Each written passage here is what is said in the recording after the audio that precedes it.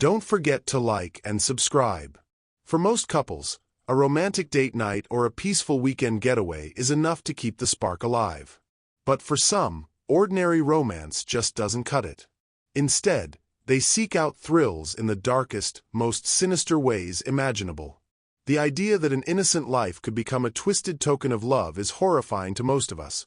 But for certain deranged couples, murder becomes the ultimate bond, an act of intimacy that strengthens their connection in ways nothing else could. Here are 3 chilling cases of killer couples whose love was fueled by terror. Laura Benson and Diana Clark. Laura Benson was born on September 5, 1965, and lived for a time in South Carolina before moving to Oak Ridge, Tennessee, at the age of 26. There, she began working as a nurse's aide at Serenity Care Home, a 180-bed facility. It was in this environment that Laura met Diana Clark, a 27-year-old recently divorced woman, born on April 12, 1964, who had been working at the facility for over a year. Although Laura had always shown an interest in relationships with other women, Diana had only had heterosexual experiences up to that point. However, their relationship developed quickly, and they soon became inseparable. In 1988, a year after the romance began, their relationship took a dark and violent turn. Who truly committed the murders remains uncertain, as each woman blamed the other when they were finally apprehended in 1990. What is known is that Diana turned on Laura shortly after being questioned by authorities. She accepted a plea bargain that secured her a reduced sentence in exchange for her testimony against her former lover and co-worker. According to Diana, Laura murdered 5 elderly patients as part of a love pact, believing that the shared secret would keep them together forever. Laura suffocated the victims with wet towels, while Diana acted as a lookout, distracting other staff members to ensure the crimes were not discovered. Since the deaths appeared natural, no one suspected anything, and no autopsies were conducted. Diana claimed that Laura committed the crimes as a way to relieve stress. In the following months, 4 more women were murdered, all diagnosed with advanced neurodegenerative diseases. Supposedly, Laura had attempted to kill other patients before but met resistance and instead chose more vulnerable targets. Strangely, none of the victims had reported any suspicious behavior from the nurse before their deaths, and both women were regarded as exemplary professionals at Serenity Care Home. Reports indicate that, at first, the two tried to select victims whose initials would spell out a specific word, but they abandoned the idea and instead counted each murder as a day in the phrase, "I love you forever and a day." A poem written by Diana to Laura included the line, "You will be mine forever and for 5 days." According to some sources, Laura kept mementos from her victims in her home, although there is conflicting information regarding this claim. Some witnesses stated that no such objects were ever found, while other testimonies indicated that Laura frequently made macabre jokes about keeping souvenirs from her victims. During the trial, former co-workers testified that she had boasted about the murders. Over time, Laura and Diana's relationship ended. Laura began a new relationship with another nurse from Serenity Care Home, and the two moved to North Carolina, where they started working in a neonatal unit. At some point, Diana confided in her ex-husband about the crimes. Although he took 15 months to report it, he eventually went to the police with the information. In 1990, Oak Ridge police launched an investigation and interviewed Diana, who admitted to the killings but placed the blame on Laura. 2 bodies that had not been cremated were exhumed, but the autopsies revealed no signs of homicide, which is common in smothering cases. Nevertheless, the medical examiner ruled the deaths as homicides, and an arrest warrant was issued. Between October 8 and 9, 1990, Laura and Diana were arrested and formally charged. Diana secured a plea deal that reduced her sentence. Despite the lack of physical evidence, Laura was found guilty, thanks in part to the testimony of her then-girlfriend, who claimed that Laura had confessed to the murders. On January 15, 1992, Laura was sentenced to 5 life terms. Diana received a reduced sentence for second-degree murder and conspiracy to commit murder. After serving her sentence, she was released on parole in 2019. Diana alleged that Laura was manipulative and abusive, both emotionally and physically, but many questioned this version of events. Friends, family, and former colleagues described Diana as a compulsive liar who enjoyed causing chaos in people's lives. The book, Forever in 5 Days, investigates the murders and suggests that Diana was the true mastermind behind the first killing, which she planned after catching Laura with another woman. According to the book, Diana involved Laura in the murders to ensure she would never leave her. A psychological evaluation indicated that Laura was highly susceptible to manipulation and suffered from borderline personality disorder, making it unlikely that she had orchestrated the crimes. The book also mentions that, while in prison, Diana reportedly told 2 different versions of the events. In one, she claimed to have fabricated everything as revenge against Laura, and in the other, she admitted to being the real killer and framing her ex-lover. Regardless of who actually committed the murders, 5 vulnerable women lost their lives due to the pair. The victims were identified as Eleanor Williams, 72, Beatrice Moore, 91, Dorothy Simmons, 88, Harriet King, 69, and Violet Patterson, 77. The case of the lethal lovers remains one of the most shocking criminal cases in Oak Ridge's history. Prior to 1975, Daniel Christopher Carter appeared to be a dedicated family man living in Denver, Colorado. However, that year, his wife began to notice disturbing changes in his behavior. Fearing for both her own safety and that of their 6-year-old daughter, she decided to leave him. It remains unclear what triggered these changes, but Daniel showed no interest in reconciling with his family. Instead, he soon became involved with another woman, Melissa Adams, a divorcee with 2 teenage sons. The two quickly married and shared a deep fascination with hallucinogenic drugs and mystical philosophies. They believed that spiritual enlightenment and union with a higher force could be achieved through deep meditation and self-surrender. As part of their transformation, Daniel changed his name to Ethan Wolfe Carter, while his wife became Melissa Wolfe Carter. In a letter to his daughter, Ethan claimed that his new identity had been bestowed upon him by a divine power. By 1978, after spending nearly a year traveling through South America, the Carters returned to the United States and settled in the Seattle, Washington area, where they further immersed themselves in countercultural movements and heavy drug use. Around this time, Ethan's ex-wife began to fear for their daughter's safety, suspecting that he might attempt to abduct or harm her. She took drastic measures to hide from him, cutting ties with mutual acquaintances and frequently relocating. In April 1980, a young aspiring actress from Tennessee was found murdered in the apartment she shared with the Carters. Her name was Jessica Adams, no relation to Melissa, and she was just 23 years old. Her death was particularly brutal. She had been stabbed 15 times, her skull crushed, and her body wrapped in a blanket before being hidden in the basement.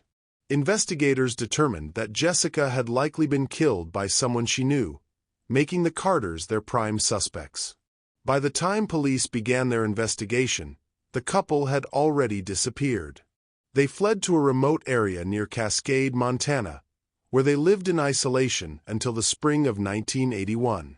From there, they moved to Cedar Hollow, Oregon, where they worked on an illegal cannabis farm. Other workers recalled that the Carters spoke about revolution and an impending nuclear apocalypse. However, their attempt to remain under the radar didn't last long. In June 1981, Ethan got into a dispute with a fellow worker named Ryan Matthews. The argument escalated, and Ethan shot Ryan to death. The Carters attempted to destroy the evidence by burning his body and burying the remains in a remote wooded area under animal feed. 2 weeks later, Ryan was reported missing, and authorities uncovered his remains. The Carters, once again the main suspects, abandoned the farm and disappeared. Investigators later found a manifesto among their belongings, which included violent rhetoric and even called for the assassination of the sitting U.S. president at the time. In October 1982, Ethan was briefly detained in Los Angeles after an acquaintance recognized him and alerted authorities.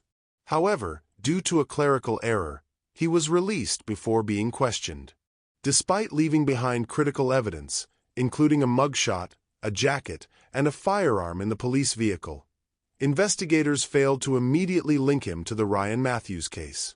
By January 1983, The Carters were hitchhiking through Northern California when they were picked up by David Harris, a 31-year-old truck driver. During the drive, Melissa suddenly declared that David was a witch and needed to be eliminated. This belief was also the supposed justification for their previous killings. As they traveled along a rural highway, a violent struggle broke out inside the vehicle. David pulled over, and a brutal fight ensued. Melissa stabbed him while he and Ethan wrestled for control of a gun. Eventually, Ethan gained the upper hand and fatally shot David in full view of passing motorists. Witnesses quickly contacted emergency services. Though the Carters attempted to flee in David's truck, they were caught soon after. Initially, they demanded a press conference, eager to publicly confess their crimes and revel in the attention. However, they later recanted their statements and pleaded not guilty. Their denials did little to sway the jury. In July 1984, the Carters were convicted of Jessica Adams' murder and sentenced to 30 years each. Later, they were charged with the murders of Ryan Matthews and David Harris, receiving additional sentences of 80 years to life. During a lengthy interview with local reporters and investigators, the Carters claimed they were peaceful, vegetarian spiritualists who had converted to a radical form of religion. They insisted that their killings were necessary acts of divine justice, targeting individuals they believed to be false prophets or threats to society. This claim led the media to label them the occult killers of the West. To justify their actions, the couple alleged that Jessica Adams had deceived them about her faith and that both Ryan Matthews and David Harris had tried to assault Melissa, claims that lacked any supporting evidence. They also declared that a divine force had commanded them to carry out these killings for the future of their country. Despite remaining suspects in multiple unsolved murders across the United States and South America, authorities have been unable to gather sufficient evidence to charge them with additional crimes. Melissa Carter will be eligible for parole in 2035. Meanwhile, Ethan's now-adult daughter, Catherine, visited him in prison once. She later described him as pure evil. James and Linda Whitmore. James Whitmore was born on November 5, 1918, in Texas and had a rough start in life. His family moved frequently and struggled through the economic collapse of the 1920s. As a young man, he dabbled in petty crime, frequently getting caught for stealing livestock and forging checks. These crimes eventually landed him in jail for a year. Upon his release in 1945, he met Linda Rayford, who was 6 years his junior. They quickly married and started a family. The couple moved often, as money was tight and James had a reputation as a convicted criminal. Over the next several years, he spent more time behind bars before coming up with a scheme that would allow him to continue his illegal activities undetected by law enforcement. Because James had a known history of fraud, he was unable to buy or sell cattle under his own name. To work around this, he began recruiting drifters and homeless men, offering them jobs as farmhands. These men would purchase livestock using fraudulent checks, and James would quickly resell the animals while his workers mysteriously disappeared. The scam worked for a while, but eventually, he was caught and sent to prison again. After his release, James resumed his scheme but took extra precautions to distance himself from his employees. This continued until a former worker, Robert Langston, contacted a crime tip hotline in 1987.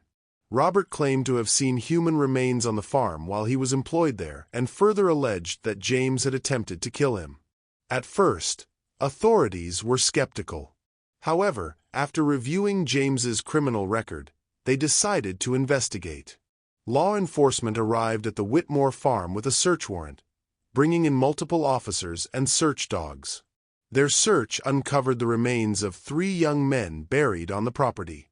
Further digging at another farm owned by the Whitmores led to the discovery of additional bodies.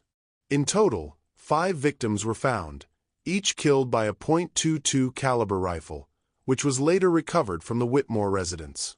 Investigators also found a ledger in the house containing a list of names, employees of James Whitmore. Beside 12 of these names was an X marked in Linda's handwriting. In addition, police discovered that Linda had sewn a quilt made from the clothing of the victims. This raised serious questions about her involvement. Linda's defense argued that she was a devoted wife and mother who had suffered years of abuse at the hands of James. Some experts suggested that she might have had battered woman syndrome, a condition in which an abused person becomes psychologically trapped in an abusive relationship. A court-appointed psychologist also supported this claim. However, none of this was enough to sway the jury. In 1988, Linda was convicted on 4 counts of murder and 1 count of manslaughter. She was sentenced to death. Despite her conviction, she maintained her innocence, refusing a plea deal that would have reduced her sentence in exchange for information on the whereabouts of additional missing men. James Whitmore went to trial in early 1989 and was convicted of 5 counts of murder. He was sentenced to death. He initially tried to claim insanity as a defense and later attempted to negotiate a plea deal, both of which were rejected. After his sentencing, he showed no emotion and did not inquire about his wife's fate. When he was informed that Linda had also been sentenced to death, he had no response. James Whitmore died of natural causes in June 1991 at the age of 73. On September 14, 2000, Linda suffered a stroke that left her partially paralyzed and unable to speak. A month later, the governor granted her request for a compassionate release, transferring her to a nursing home in her hometown of Rockford, Illinois. She died there on December 20, 2001, at the age of 79. The couple left behind 5 children and numerous grandchildren. While Linda's exact level of involvement in the murders remains a topic of debate, one undeniable fact is that 5 young men lost their lives. Daniel Myers, 30. Thomas Reynolds, 29.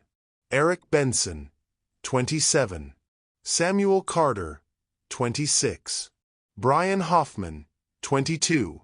Their tragic deaths remain a haunting reminder of the horrors committed on that quiet farm. Stay safe, and we'll see you in the next one.